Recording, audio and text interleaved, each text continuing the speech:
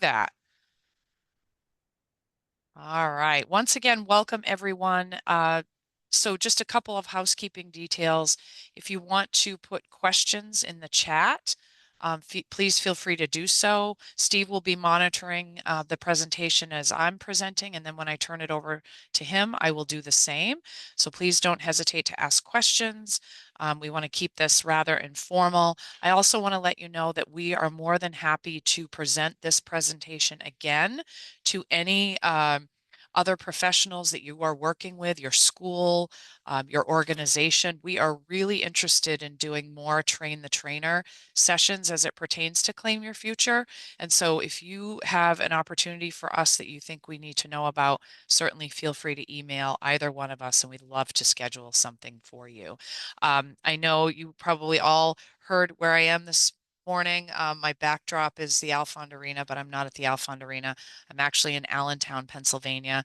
And believe it or not, the Wi-Fi here and phone isn't, it's kind of equal to Maine. So I wasn't expecting that. So Steve, let me know if things get a little tricky on our connection today. And the other thing that I learned is that the band for one of the imposing teams is practicing in the hotel, and hopefully none of you can hear that. But if that comes up, Steve, please let me know as well. So always fun stuff to add to the presentation today. So what we're going to do, I'm going to spend the next 20 or so minutes really quickly providing an overview of Claim Your Future. Uh, I'll give you kind of a sense of what the learning objectives and the standards are, an overview of the program in general and what Claim Your Future is and who it can be used with. We'll talk about the classroom game kit that is free and available to you to have in your school or in your organization. We'll go over just a quick update and overview of the online version, some of the resources that are available, and some of the recent enhancements. So I'm going to do all of that, or at least attempt to do all of that really, really quickly, because what I want to also do is give time for Steve to kind of talk about what it looks like in the classroom environment and provide some of his perspective. And then, as always, leave opportunities for questions and discussion if we can. So hopefully, I know all of you are here, you're familiar with FAME. I'm not going to spend any time on that, but essentially financial wellness and resources for students in K-12 and beyond is a really important part of what we do at FAME, with a strong emphasis around college affordability and education and careers. And so Claim Your Future was really born out of that mission and that focus. We created it many, many years ago. Some of you who have been around a while may remember a program called Get a Life that FAME offered, and that was sort of the early version of Claim Your Future that I created when I first started at FAME about 18 years ago now. But it's evolved significantly since then and has just, through teacher feedback, has become a much stronger and more effective program over time.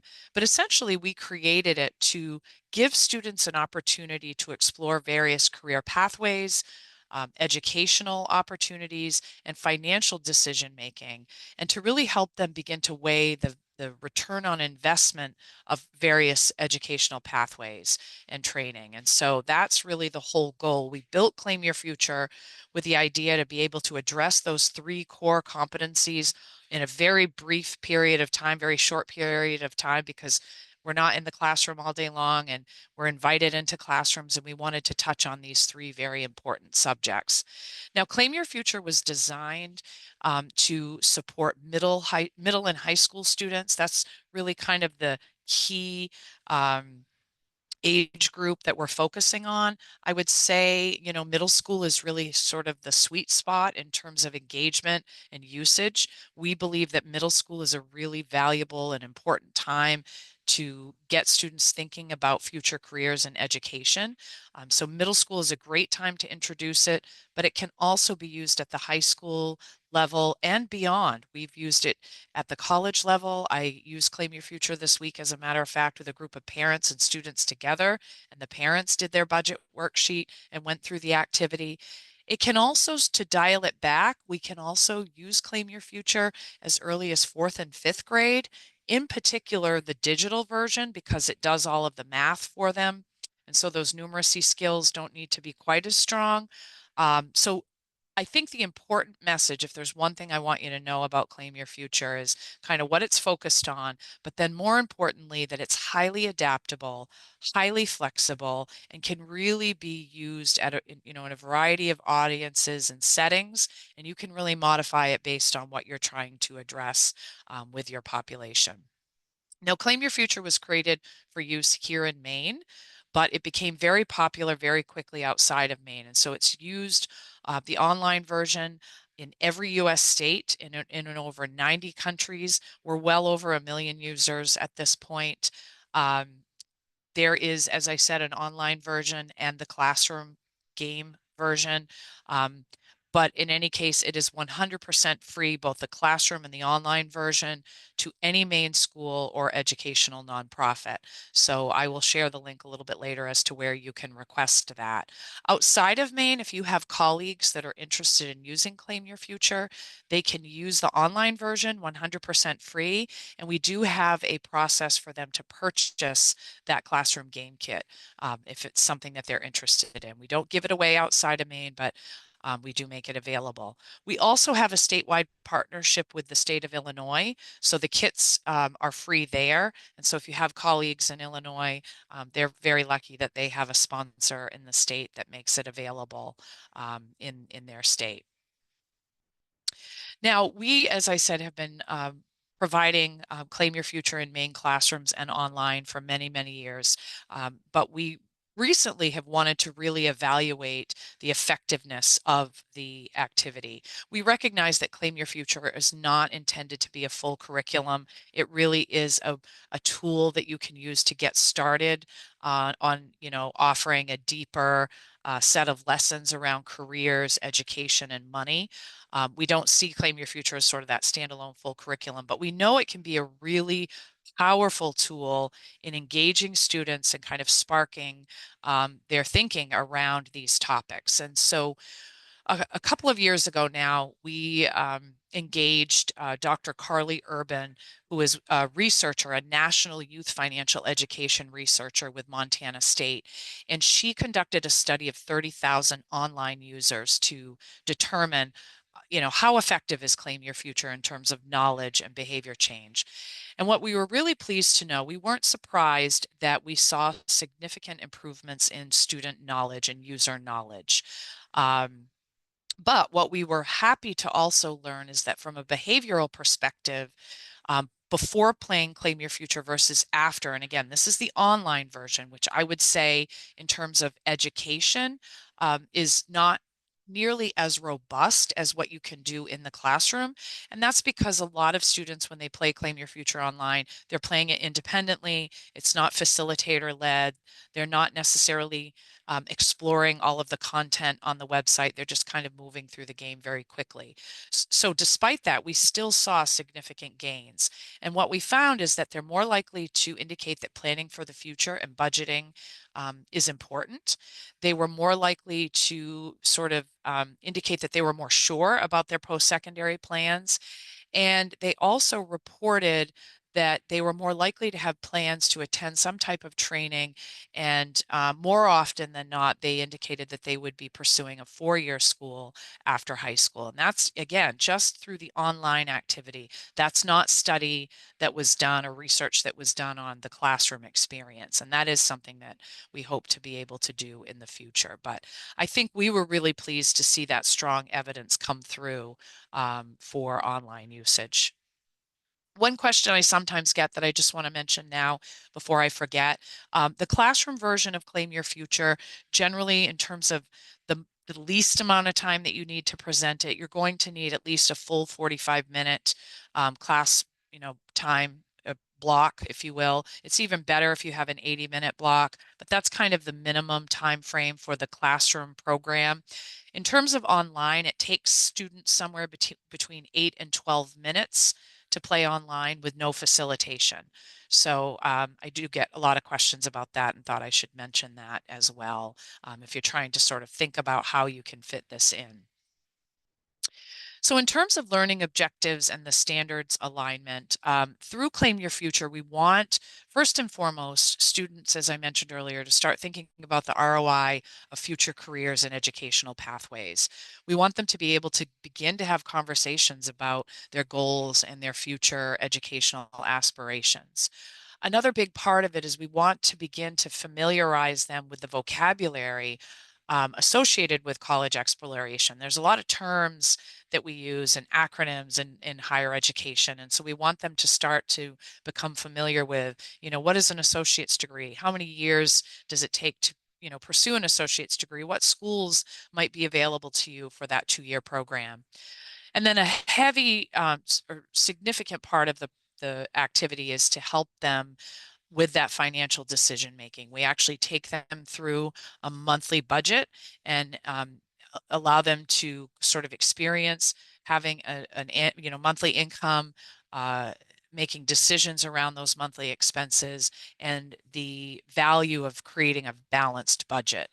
One of the ways that we sort of position Claim Your Future, and you've heard me already say this, is we, walk into the classroom and say, we're going to play a game today, and we're going to assign you a life, a career, a money to spend, a job, and you'll have to make some important decisions. And so the way that they win that game, if you will, like all of us, is to have money left over at the end of the month, to have set aside some money in savings.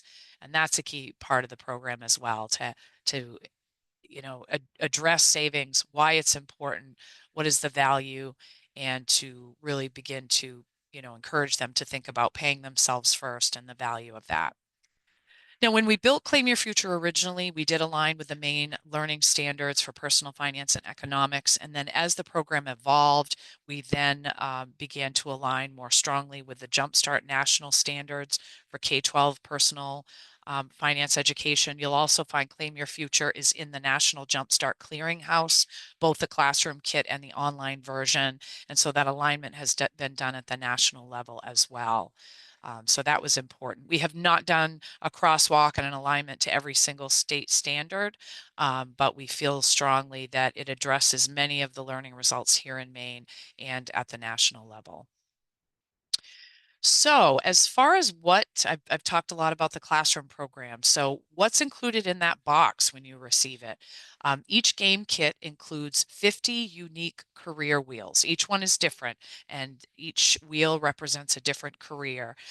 We very purposely present a diverse set of careers, everything from minimum wage, high school diploma only.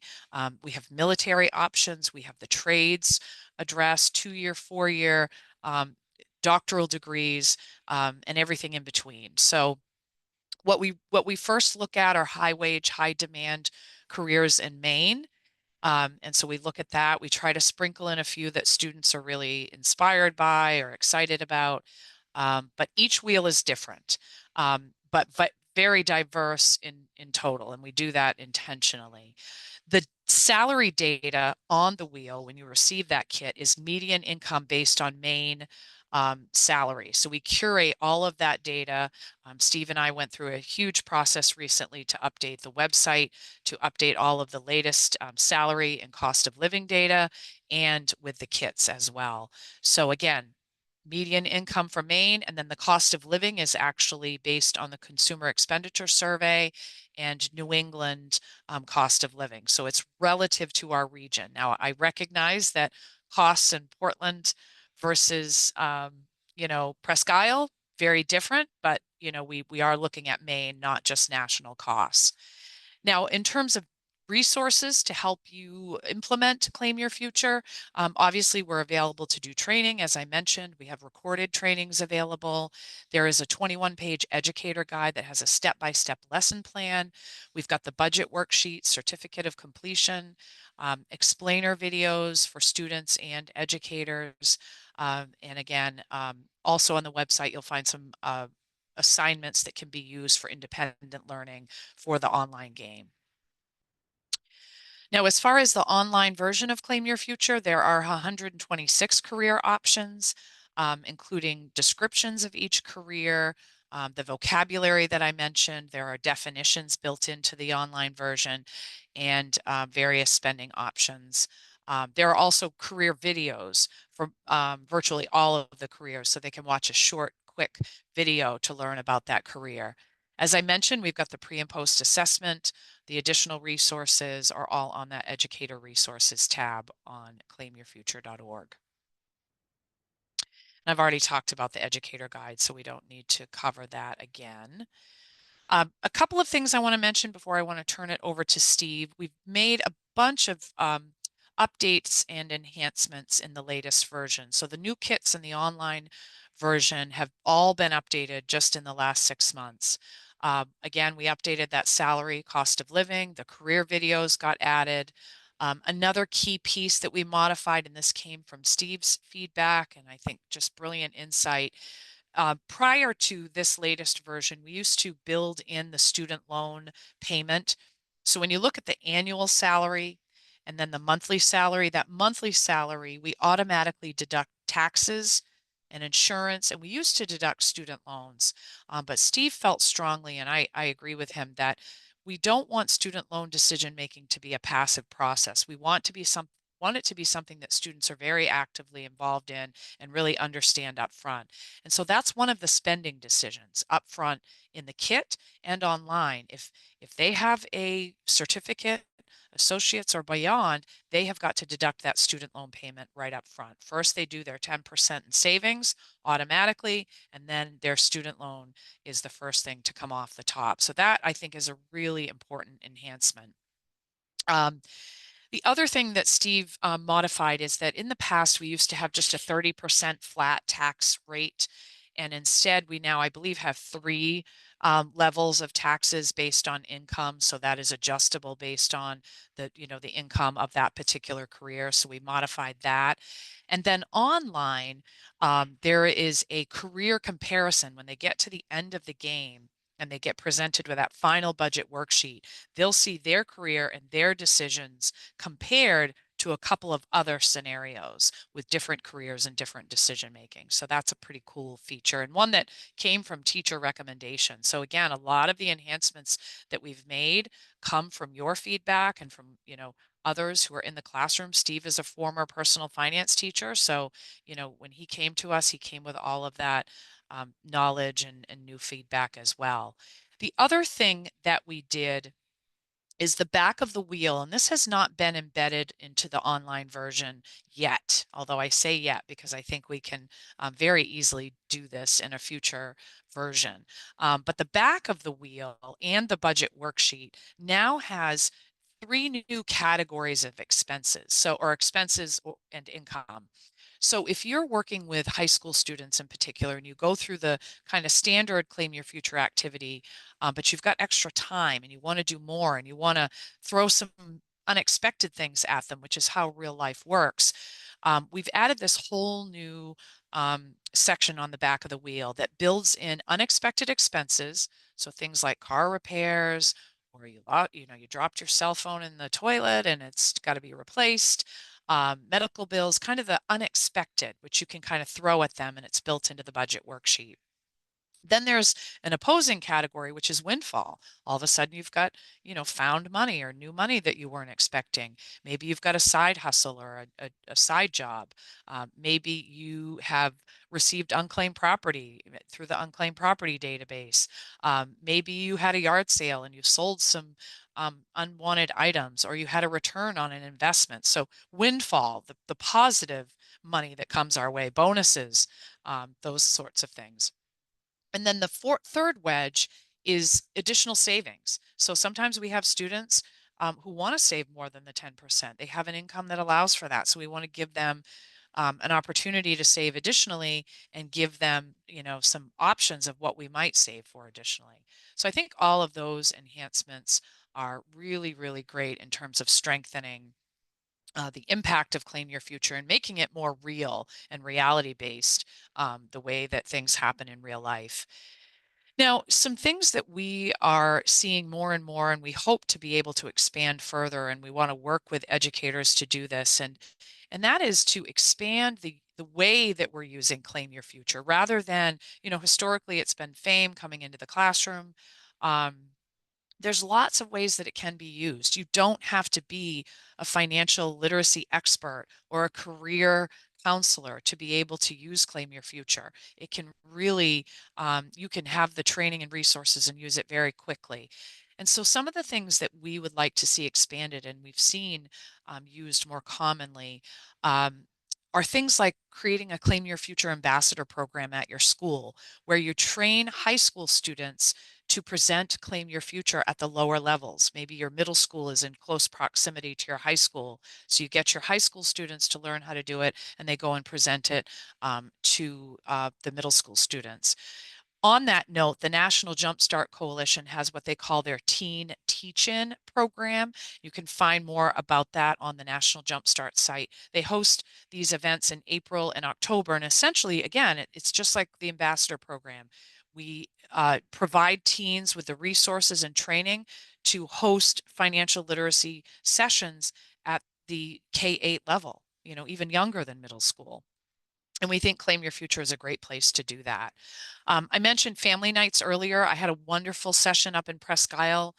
It was in Easton, actually, with a group of grandparents and students, and we all played Claim Your Future, and they learned together. And it was really a wonderful opportunity to start that conversation among the caregivers and the kids.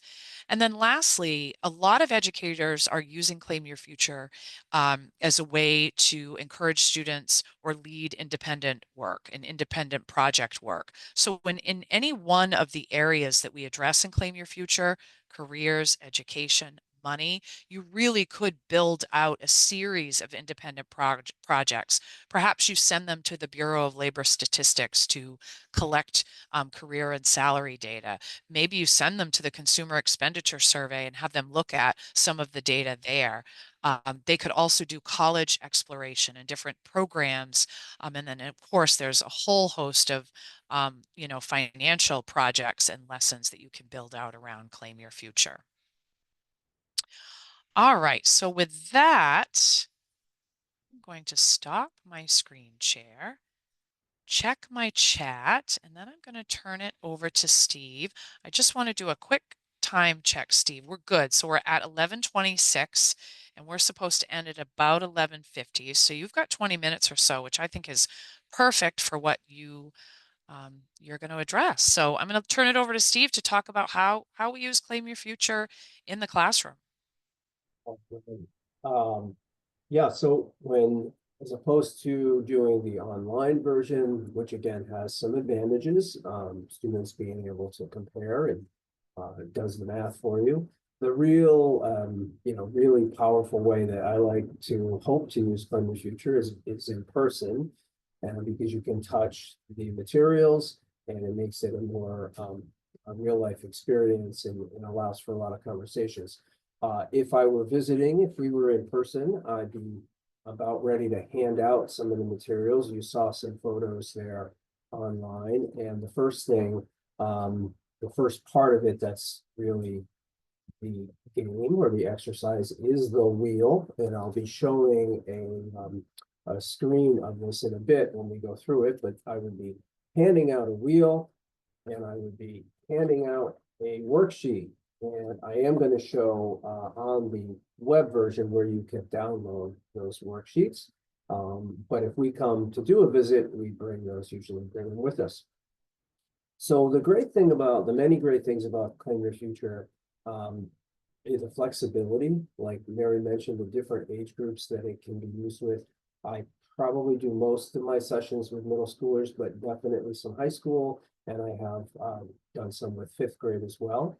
And the conversations change depending on who the audience is, not only their age, but also what that particular group of students might really need to focus on or be engaged with. So with middle schoolers, maybe on the younger side, it takes a little more time doing the math. I typically have a calculator and a pencil ready for them as well. And with high schoolers, the math is much easier, but you can get into some deeper conversations about what's in a budget and what's it like to make ends meet. The entire conversation around the value of education versus the cost of education, how it fits into the budget, which we'll see here shortly, and so on. So the flexibility is tremendous. As Mary mentioned, the educator guide, I'm going to share my screen, Mary. You will have to let me, no, it's letting me. I want to show, okay. And Mary, let me know if it follows me. This is, the online version, and right up there at the top, on the resources tab, you can see the educator guide, which Mary showed a slide of, and in there are many, many ideas, not only for mechanically how to go through a Claim Your Future session, but a lot of ideas about conversations to open up the session, to lead into the session. After they do the budget worksheet, some conversations that you can have. Some examples of things that I do, depending on the age, I do some version of this almost every time. I'll write some words on the board, or discuss it, throw out some words and ask the students to make connections between those words. For example, income, education, happiness, choices, budget. And I might just throw those on the board and ask the students to make connections between them before, and then maybe after the exercise, ask them again what they think about how those words are connected and how they might be in real life. Some other things mentioned in the educator guide that I tend to do is talk careers before I start the exercise with younger kids or older kids. What are you thinking about down the road? Do you have any ideas of things you might want to do for a living? And then I also talk about, as we get into the exercise, we've experienced with money. Are we earning money? What do we do with that money? Try to save some. What's it for? Lots of conversations about the value of earning, the value of saving, and making decisions. Ultimately, I see Claim Your Future as a decision-making exercise. Yes, a game, if you will, but definitely a decision-making exercise. Therefore, it can be adaptable, again, all the way through college and into certain adult audiences that might need to practice financial decision-making. And another thing with the educator guide is there's some ideas, as I said, for after the activity to sort of close things up. So I want to make sure I go through the nuts and bolts a little bit. Not as easy to do virtually, but I'm going to give it a try. Please send questions anytime.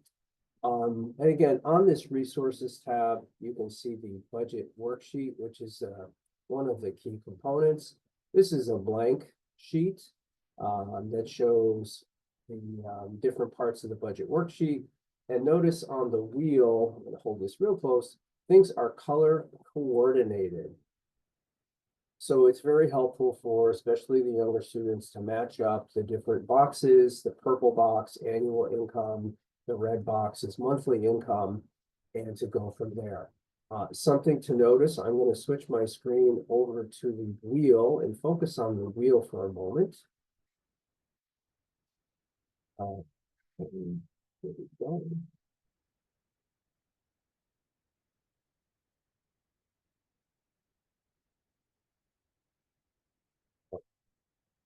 So on the left side of my screen, you can see the wheel, and let's focus on that first. And some things to point out that you can't tell from the picture, so I'll try to illustrate it here, is the wheel, the inside of the wheel turns. The inside of the wheel turns, revealing the different values inside of the box, which allows the students, the participants, to make the decisions in each category at different levels, different price levels. And as from the costs and the salaries are all from actual data. They're averages. And one of the questions or comments I definitely get from older students is they might, for example, look at the price of rent. And if I'm in the Portland area, and they might say, well, that's not realistic. I say, yeah, it's probably not in Portland, but maybe somewhere else in Maine, it might be too high. So again, the importance of understanding They are averages, but it's relative, and the process is the same. The decision-making process relative to income is what matters, and spending that income without running out of money, which is, of course, the trick. So on the wheel, you can see here the annual income in purple, and then the monthly income is net income or take-home pay. So depending on the group, there's a little conversation there, maybe before or right at this point. What is take-home pay? What is net pay? And we have adjusted for taxes and insurance, again, based on averages for insurance and based on 3 tax brackets. One interesting thing that students are seeing, older students in particular, are noticing is that some of the higher income jobs, the monthly take home is much lower than they might expect. And that's the impact of taxes because they're in a higher tax bracket. So another great conversation for a more advanced group or for a follow-up exercise. I taught personal finance. I still teach personal finance in the classroom. And basically on my entire semester course, the Claim Your Future game and exercise touches on almost every topic in my curriculum. So whether I'm doing Claim Your Future for 45 minutes or wanting to extend it to additional times, it can really get into all the different corners of personal finance. So right there, the impact of taxes and insurance on our take-home pay. Also on the wheel, the education level, a very important part of the exercise for different conversations, for comparison, and when we get to the student loan payment on our budget. So that's the wheel. And again, remember that if I was with you, you'd be turning the wheel and looking at the different numbers there. So now let's add in the worksheet. This is a new experience for me doing it this way. So hopefully it's working reasonably well. So I have here on the right a worksheet that I've already filled in for this career. So I would typically begin the exercise by asking students to fill in their career name, their education level. You can see here at the top, the annual income and the monthly income. And then we start looking at the actual worksheet and the different parts of it. And what they're going to see right away on the very first line is savings. First, right off the top, 10% of income. Depending on the age, I might do a quick little thing on percents. So for middle school math classes, which I also taught math for a long time, I like doing that because it's a really good way to bring percentages to life for students and show them how they can calculate 10% or show them a quick way of dropping the last zero and so on. So we get their 10% right into the first box and then show how to run an ongoing balance. So I would typically do this on a whiteboard, or I have a very large version of a dry erase board where I can show it, or I might just hold up the sheet and point out and show them how to keep a running balance. So 3,200 minus their 320 savings amount, it leaves them with 2,880.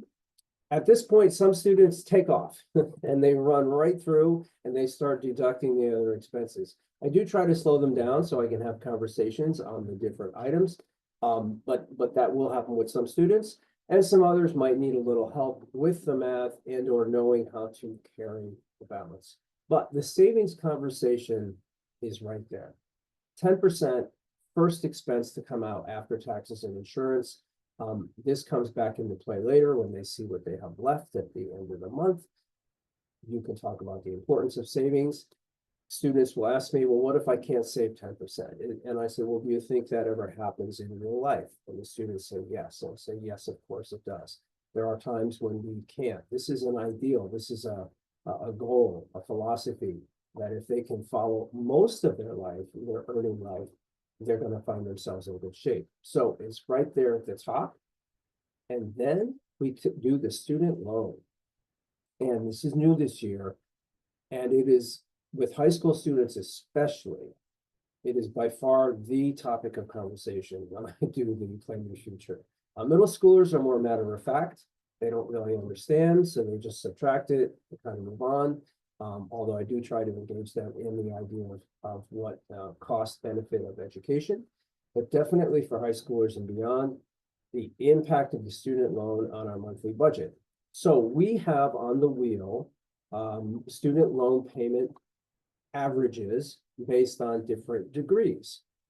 I do like to mention to the students, if they know for sure, they have some savings for education already, and they're confident that part of that will be taken care of, they can certainly modify their student loan amount on the worksheet. They could really modify any of these categories based on their own experiences or goals or knowledge. But these are guidelines. So they pick their student loan amount for this particular job, the computer network specialist. It's a 4-year degree. You look that up on the wheel, and the amount was $350 per month. Subtracted, again, the balance keeps running down, just like you carry over any type of spreadsheet like this. I usually stop there, make sure everybody, all the students are able to do that calculation and carry the balance. We understand savings, we understand student loan implication. There will be students in the room who have a career that does not require a college education, and they will have that. They'll say, do I put 0? Yes, you put 0. And right then there's a little conversation that can happen where they're pretty happy they don't have a student loan. And I say, yes, but what's your income? Compare that to another student that does have one, and they say, oh, the income is almost every time much less. So the connections are already coming out. Then the biggest expense for all households is housing. They go to the wheel and they make their housing choice. Living with roommates, living on their own, living at home, whatever the case may be. I kind of joke, but it's really true. It may seem like a joke, but middle schoolers, halfway through the exercise, half of them are living with one of the kids who has a really high paying career and they're not paying any rent. And I'm like, well, that's not really realistic. But it's kind of cool how they like to explore like that. So we have them make their housing decision, carry the balance, then go on to food, transportation, and communication, which are all right there for them on the sheet under the basics section. And a lot of conversations about transportation. What type of job do you have? Do you plan to live in a city where you might use public transportation? Is it going to be important to you? You bike everywhere, you're going to live in Seattle or something like that. So a lot of good conversations about transportation costs and food costs. And then the extras section, the students will say, do I have to put any? And I say, yes, you have to pick something from the extras. You don't have to pick them all. You can put something in the extras that's not on our wheel. So I put my hobby, whatever the student says their hobby is. I hear horses a lot when I'm in different schools. Okay, well, what do you think it might cost to help to pay to maintain whatever format where you have your horses? And of course, students don't know, and I don't know, but we come up with a number and we put it in there, whatever that may be. And then they add up at that point, getting to about 2/3 of the way through the sheet to see what their total expenses are and what they have left. So on this particular budget, you can see I'm down to $80 left. And here, a lot of students run out of money. They have to go back and make a change. If they run out, they can't have a negative amount. Some have a lot of money left over because their income is higher. But I usually find out that they don't really have an accurate amount of housing. For example, they're a doctor making 200 and something thousand dollars a year, and they made their housing choice as living at home with the parents. I'm like, probably not what you're going to do. So maybe go in and make some adjustments. But getting to that point, what do you have left? And then reminding the students, even those who have run out of money, they did save 10% right up front. So things are actually better than you may think, because yes, I may have run out of pocket money, but I did do my savings right at the beginning. And what are the implications of that in real life? A very good conversation, talking about emergency funds, building savings, and so on before other expenses are taken care of, especially the wants versus needs conversation. From there, you get to the bottom third of the sheet. And at that point, depending on time, this is pretty much designed for, a 45-minute class period. And depending on the age and the math, you might get through this part in 20 minutes or 30 minutes, or it may take the whole 45. At this point, I do like to have some follow-up conversations and involve the students. And basically, I'll summarize and say comparing and contrasting. Maybe have them hold up their wheel, say what their job is, what the income is, what the education level is, how much money they had left, and what was the hardest decision on the wheel. Those are some suggestions in the educator guide. I also like to have, if I have the right space and the right amount of students, I like to have them line up by income, physically stand up in the room, say what their income is, and then have conversations about the connection between income level and education level. And the correlation is obvious. It's a really eye-opening experience for students. Then, time permitting, or in a follow-up activity, going to the bottom of the wheel. And the part we kind of throw in where stuff happens. As Mary mentioned, you might have unexpected expenses, unexpected income, or maybe planned income where you sell something or get a second job. And then you have a new final balance of money left over. So the bottom of the wheel is great for throwing scenarios out and showing how things happen. Students sometimes come up with their own situations of things that might happen to change where they thought they were with their budget. And if they get an unexpected expense, how would they pay for such a thing? The idea of emergency funds and planning and so on. Truly an endless number of conversations that can be had right out of this exercise. The tactile feature of turning the wheel, students really, I think, enjoy that. It means a lot to them to see that, how these numbers work. And then just a lot of conversations about budgeting and real life situations. I could go on and on, but I know we're right toward the end, so I'm going to wrap and see if there are any questions or if Mary thinks I forgot something. Yeah. I don't see any questions in the chat, Steve, but folks feel free to add questions. I did in the chat add the link to the educator resources. And then the second link is the direct link to request the free game kit. So as I said at the beginning, if you are, in a school or you work for an educational nonprofit or, you're out in the field, providing career education and financial wellness training to students, we have the Claim Your Future classroom program available to you free of charge. Again, online, that's easier you just can play it anytime, anywhere. But that updated game kit we do have available to you, and I've put the link in the chat for you to request that.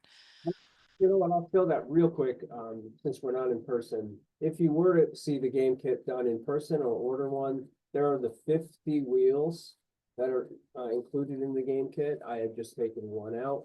I usually hand them out randomly to students, depending on the group. Maybe I'll let them exchange, but I usually don't, because I usually just tell them it's just random and that doesn't matter. But there are often careers that students are actually interested in, so that's an interesting way to match up. Yep. But that's what the game kit looks like. You get 50 of those wheels in a box. And then again, you can download the worksheets, or if we come, we'll be bringing them with us, of course. Thanks, Steve. The other thing, and you may have mentioned this, Steve, but as we talk about other ways to use it, there are a multitude of ways to use it and facilitators that could lead Claim Your Future. So everything from your advising groups, substitute teachers, if you're looking for activities for your subs to do, it's a really turnkey program that we could offer, especially if you have recurring subs, that you've got the same person coming back and you're looking for activities for them to use. We're also very interested in presenting Claim Your Future during one of your professional development days. So that's something else, and we could talk more about ways to implement it further beyond just the classroom activity. And then I think the other sort of way to incorporate Claim Your Future that I see as kind of a real opportunity is that end of the year time frame when, grades have closed, books have closed, and you're looking for add-on activities to bridge, through the end of the school year. I think Claim Your Future is another really fun activity that students really enjoy. It's memorable, it's engaging, and so that's another way to use it, as you get toward the end and they're starting to get pretty squirrely, as we know they do. Give them something to really help them imagine and be adults for a little while and test that out. So I think we are at time. That was amazing, Steve. It's rare that we hit it exactly right. So good job for keeping us within our boundaries here. I think that I am in the right Zoom for the closing session. I've just got to go check my notes just to make sure. I think given that everybody's joining me, I'm in the right place. So I think we're probably just waiting for Nikki and the rest of the team. Yeah, I'm in the right spot. So waiting for Nikki and the rest of the team to join us. So I see folks trickling in. So those other sessions are likely wrapping up. Let's see. Yeah, we've got about a 10-minute gap in between that last block of sessions and our closing. So we might have a few minutes here where I might mute myself and give you all a chance to stand up and take a break, and we'll be back in just a few minutes. Sound good, Steve? And prizes. Yeah, you got to hang around for those prizes for sure.